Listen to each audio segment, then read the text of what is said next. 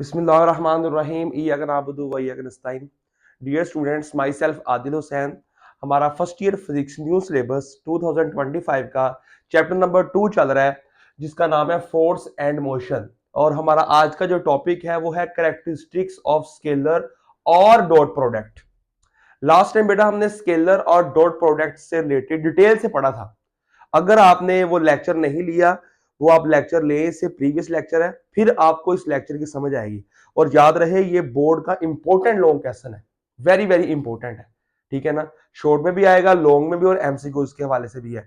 तो आप इस पूरी तवज्जो रखिएगा लेक्चर के दौरान, और आपको ये सारा जो है इसमें जो कंसेप्ट है सारे क्लियर हो जाएंगे। तो सबसे पहले आपको पता होना चाहिए व्हाट इज अ स्केलर और डॉट प्रोडक्ट।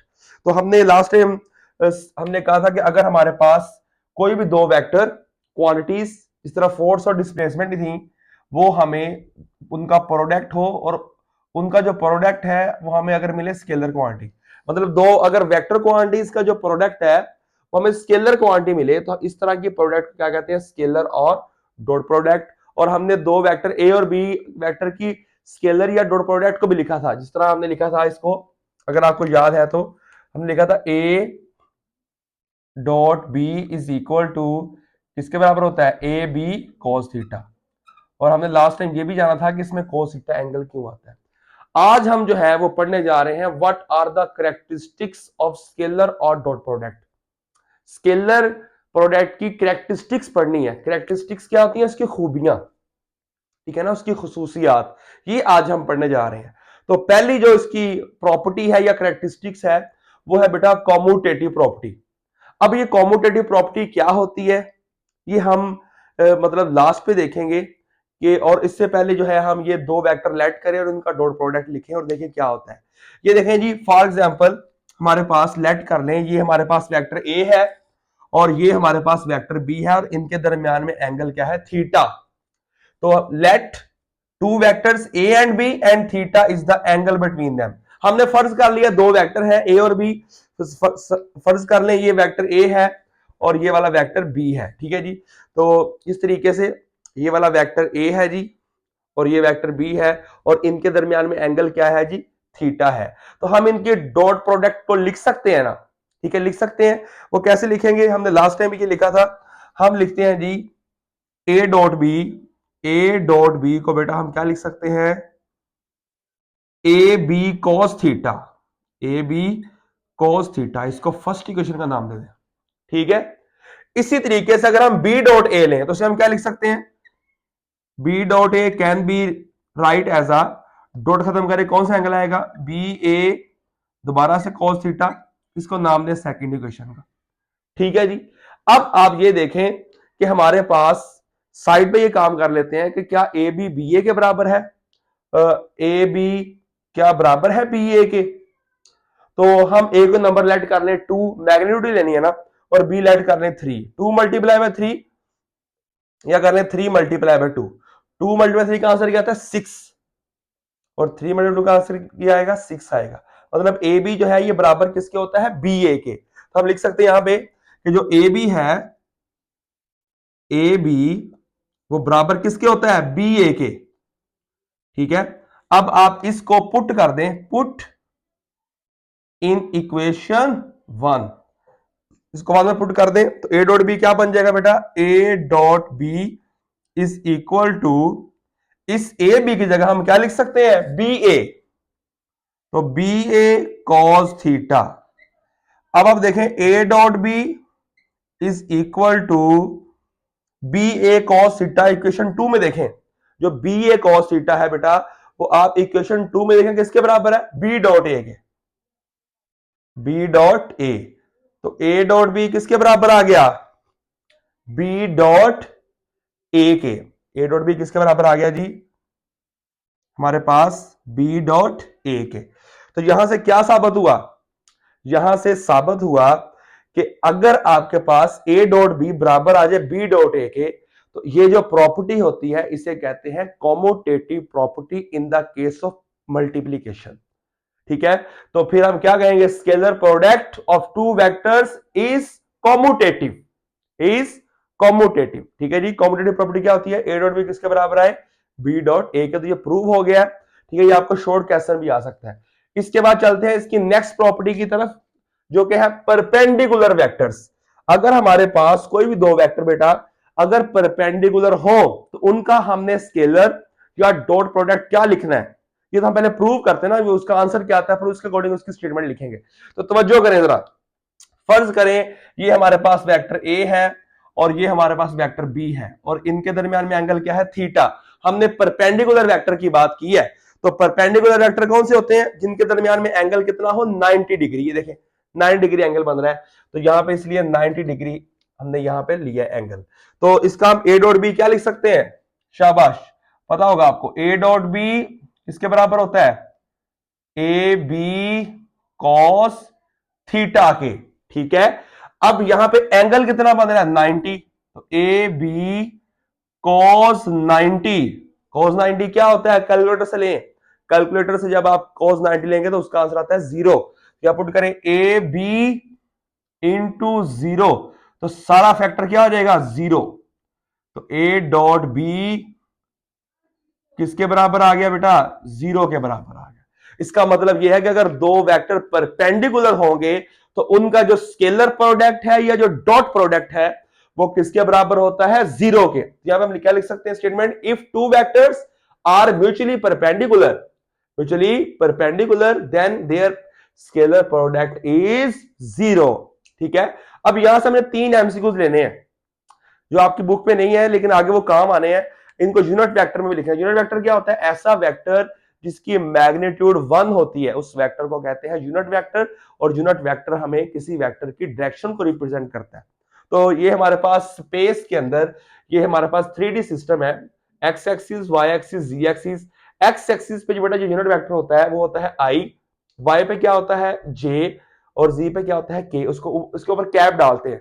तो in term of unit vector ये देखो देखिए हमारे पास बेटा ये तीनों जो है वेक्टर्स, ये आई जे और के, ये म्यूचुअली परपेंडिकुलर है। तो इनका हम डॉट प्रोडक्ट ए का ले लें, फिर हम नेक्स्ट बाकी दो को उस तरह लिख लेंगे। तो बेटा आप आई डॉट जे लें, I dot J is equal to, हाँ जी, डॉट खत्म करेंगे तो ये आई का मैग्नीट्यूड जे का मैग्नीट्यूड कॉस थीटा।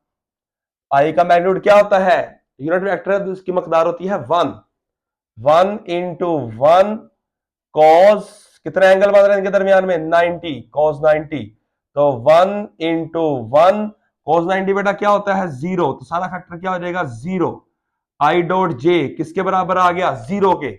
सिमिलरली जे डॉट के क्या होगा, जे डॉट के वो भी 0, के डॉट आई क्या होगा, वो भी 0। मतलब आई डॉट जे 0, जे डॉट के 0, के डॉट आई 0। तो ये बेटा तीन ये जो बातें हैं ना ये वाली आपने याद रखनी है। ये तीन हमारे एमसीक्यूज हैं बोर्ड के। ठीक है जी, तो मतलब दो वेक्टर आई और जे जो परपेंडिकुलर हो तो उनका स्केलर या डॉट प्रोडक्ट बेटा क्या आता है, 0 आता है। ठीक है जी, इसके बाद बेटा parallel and anti parallel vector, ऐसे वेक्टर जो एक दूसरे के पैरेलल हो या दूसरे जो एंटी पैरेलल हो उनका स्केलर प्रोडक्ट क्या आएगा वो देखें।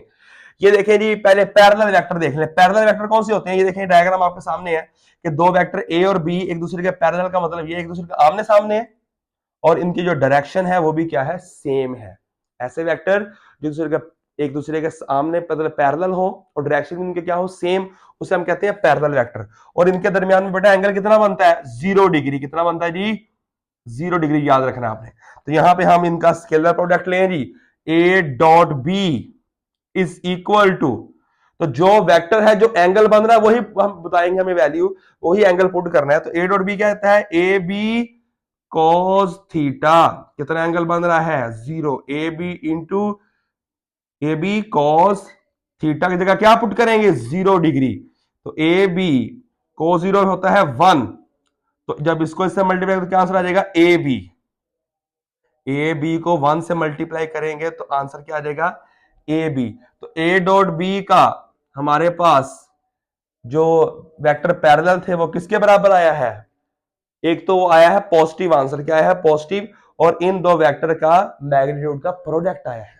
ठीक है जी, तो हम लिखेंगे द स्केलर और डॉट प्रोडक्ट, ये लाइन लिख ले, द स्केलर और dot product of two parallel vector is equal to the product of their magnitude, ठीक है, हैज मैक्सिमम वैल्यू या हैज पॉजिटिव वैल्यू, ठीक है जी। इस तरह आप एंटी पैरेलल का बेटा आपने बताना है। एंटी पैरेलल जो वेक्टर्स होते हैं, एंटी पैरेलल वेक्टर कौन से होते हैं? ऐसे वेक्टर जो एक दूसरे के पैरेलल हो और इनकी डायरेक्शन क्या हो, ऑपोजिट, डायरेक्शन की क्या हो, ऑपोजिट, एक वेक्टर इधर को एक वेक्टर इधर को, ये देखिए पैरेलल है, ये एंटी पैरेलल है। इस केस में एंगल कितना बनता है? 180। कितना बनता है बेटा? 180 डिग्री। तो अब इस केस में हम एंगल 180 पुट करेंगे, तो ए डॉट बी, क्या लिखते हैं इसको, ए बी cos थीटा। दोबारा दोबारा वही बात आ रही है, कितने एंगल पुट करेंगे इस केस में एंटी पैरेलल वेक्टर में? cos थीटा की जगह 180 डिग्री, ए बी cos 180 क्या होता है? -1। ये कैलकुलेटर से आपने आंसर लेने हैं, तो इसका आंसर क्या आ जाएगा बेटा? -AB। तो ए डॉट बी का आंसर क्या आ गया हमारे पास? -AB। मतलब वो वाले दो वेक्टर जो एक दूसरे के साथ क्या है, एंटी पैरेलल, उनका आंसर क्या आया है स्केलर प्रोडक्ट का? नेगेटिव, नेगेटिव वैल्यू आई है ऑफ देयर मैग्नीट्यूड, ठीक है जी। इसके बाद है सेल्फ। हमने बेटा तीन प्रॉपर्टी मुकम्मल कर ली, commutative, perpendicular, parallel and anti parallel vector, और इसकी फोर्थ नंबर प्रॉपर्टी है सेल्फ या scalar product. Self scalar product मतलब एक वेक्टर को उसको उसी से मल्टीप्लाई करना है, इसे कहते हैं सेल्फ प्रोडक्ट, स्केलर प्रोडक्ट। तो फर्ज करें हमारे पास ये वेक्टर ए है, ठीक है जी, हम इस वेक्टर को इसी से मल्टीप्लाई करते हैं, तो इसी के ऊपर ये वेक्टर मतलब ड्रा हो जाएगा, तो फिर ये पैरेलल हो जाएगा, तो एंगल क्या बनेगा इस सूरत में? 0 डिग्री, ठीक है जी। तो अभी पुट करें यहां पे, तो आप लें यहां पे जी बेटा ए डॉट ए, सेल्फ का मतलब है जो एक वेक्टर है उसको उसी से करना है, ए को ए से, बी को बी से, सी को सी से, ए डॉट ए, तो क्या आता है? ए इंटू ए कॉस थीटा, ए और ए क्या हो जाएगा? स्क्वायर। कितना एंगल बना? थीटा कितना बना? 0 डिग्री। तो आगे हम इसको लिखें, A dot A is equal to A square cos 0 क्या होता है? 1। तो क्या आंसर आ जाएगा? A square. तो ए डॉट ए का आंसर क्या आ गया? A square. मतलब जब एक वेक्टर की स्केलर प्रोडक्ट लेंगे विद इटसेल्फ, उसी के साथ, तो उसका आंसर क्या आया है? Square of its magnitude, square of its magnitude. तो क्या लाइन लिखी हमने यहां पे? The self product of vector is equal to square of its magnitude. देखिए खुद से बातें नहीं कर रहे, ये प्रूव हुआ है, ये प्रूव बता रहा है कि उस वेक्टर की का क्या आया है? स्क्वायर आया है उसकी मैग्नीट्यूड का, ठीक है जी। इसके बाद in term of unit vector देख लें बेटा कि यूनिट वेक्टर की सूरत में क्या आंसर आएगा, मतलब आई डॉट आई का आंसर क्या होगा, जे डॉट जे का क्या होगा। जिस तरह मैंने लिखा था, ये देखें, ये हमारे पास यूनिट वेक्टर था, आप इसी को देख लें, इसी को, ये वाली डायग्राम है ना, उधर जगह कम है, यहां पे आप देख लें इसको, आई जे और के। अब आई को आई से मल्टीप्लाई करें, तो आई को आई से करें मल्टीप्लाई बेटा, आई डॉट आई, हाँ जी, तो क्या आ जाएगा? आई का मैग्नीट्यूड, फिर आई का मैग्नीट्यूड cos थीटा, आई का मैग्नीट्यूड क्या होता है? 1। यूनिट वेक्टर ना, तो उसकी मकदार 1 होती है बेटा। cos कितना एंगल बना इस सूरत में? सेल्फ में 0, तो 1 इंटू 1, cos 0 क्या होता है? 1। तो सारा आंसर क्या आ जाएगा? 1। लें जी, यहां से 3 एमसीक्यू हमें और मिलेंगे। I dot I is equal to 1, J dot J का आंसर भी क्या आएगा? सिमिलरली जे डॉट जे का आंसर भी क्या आएगा? यहां पे लिखें, जे डॉट जे का आंसर भी 1, और के डॉट के का भी आंसर क्या आएगा? 1 आएगा, ठीक है जी। तो यहां से बेटा हमारे पास 3 एमसीक्यूज और निकल आए हैं, जो हमने एक तो ये 3, ये वाले एमसीक्यूज, तो 3 एमसीक्यूज हमारे पास 6 एमसीक्यूज हो गए हैं, ठीक है। अब ये जो 6 ये जो बातें हैं ना कि आई डॉट जे 0, जे डॉट के 0, के डॉट आई 0, आई डॉट आई 1, जे डॉट जे 1, के डॉट के 1, ये आगे काम आने वाली है हमारे, ठीक है। आखिरी जो इसकी करेक्टरिस्टिक है, इसके बाद बेटा आखिरी इसकी जो करेक्टरिस्टिक्स है, ये समझने वाली है ज्यादा, वो हमारे पास है बेटा scalar product in term of rectangular components, ठीक है जी। अब स्केलर प्रोडक्ट हम जानने लगे हैं इसके अंदर, रेक्टेंगुलर कंपोनेंट्स के अंदर, ठीक है। अब लेट करें, कंसीडर करें two vector A and B in space. In space का क्या मतलब है? 3 डायमेंशन सिस्टम के अंदर, तो 3 हमारे पास उसमें होते हैं, एक्स एक्सिस, वाई एक्सिस, जी एक्सिस। तो ए को लिखें जी ए x I plus A Y J plus A जी के, ठीक है। बी को लेट करें बी एक्स आई प्लस बी वाई जे प्लस बी जी के। हमने इनका कौन सा प्रोडक्ट लेना है, डॉट और स्केलर प्रोडक्ट हमने इनका लेना है। तो A dot B is equal to A की वैल्यू लिखें यहां पे, फिर बी की वैल्यू सामने लिखे, दरमियान लगाएं डॉट। अब यहां से ध्यान से समझिएगा बेटा, तो बेटा आपने करना क्या है, आपने इस वैल्यू को पकड़ना है, मल्टीप्लाई करना आता है ना आपको मैथ के अंदर, इसको लें वैल्यू को सबके साथ 1 बाय 1 मल्टीप्लाई करें। मतलब इसको लें तो ए एक्स को करें इससे मल्टीप्लाई पहले, तो ए एक्स बी एक्स, तो यूनिट वेक्टर साइड अलग लिखेंगे आई डॉट आई, ठीक है। फिर इसको करेंगे बेटा इसके साथ multiply, A X B Y I dot J, A X B Y I dot J, फिर उसको इससे मल्टीप्लाई करेंगे A X B C I dot K, ठीक है। अब इसकी बारी खत्म हो गया, अब इसकी बारी आएगी ए वाई जे की, तो इसको लें ए वाई जे को A Y B X J dot I, bracket में लिखें A Y B Y J, इसके साथ जे है ना ये वाला, J dot J, A Y B C J dot K, ठीक है। अब इसकी आखिरी वाले की बारी आएगी, तो ए जी बी एक्स के dot I, A G B Y के dot J, A C B C के डॉट के, ठीक है जी।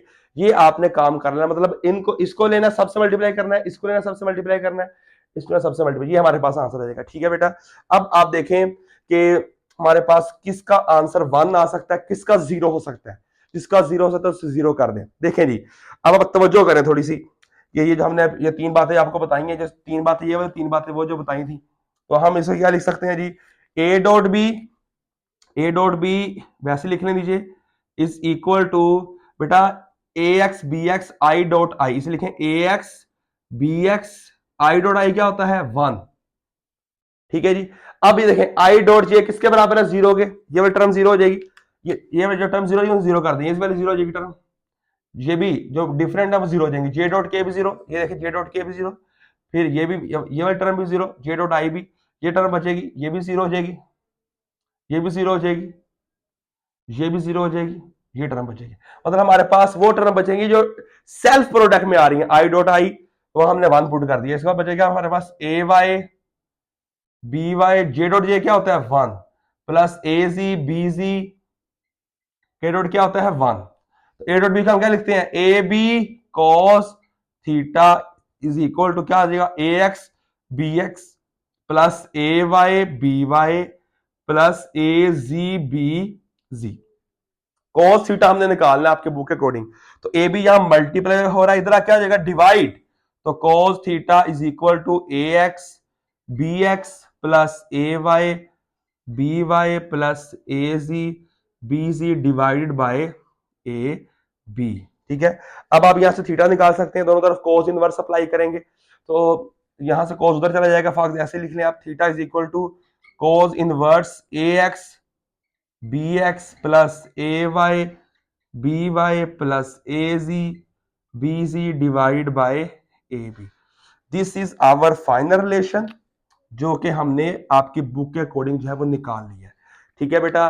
तो ये हमारा आज का लेक्चर था बेटा, जिसके अंदर हमने स्केलर और डॉट प्रोडक्ट की जो कैरेक्टरिस्टिक्स हैं उसको डिटेल से पढ़ा है। ये लेक्चर आप ऐसे ही तैयार कर लें, ऐसे ही नोट कर लें, इसको नोट्स बना लें इसके, ठीक है। अगर आपके माइंड में कोई भी क्वेश्चन है तो आप कमेंट करके पूछें बेटा। अब हम नेक्स्ट टॉपिक में मिलेंगे, तब तक के लिए अल्लाह हाफिज।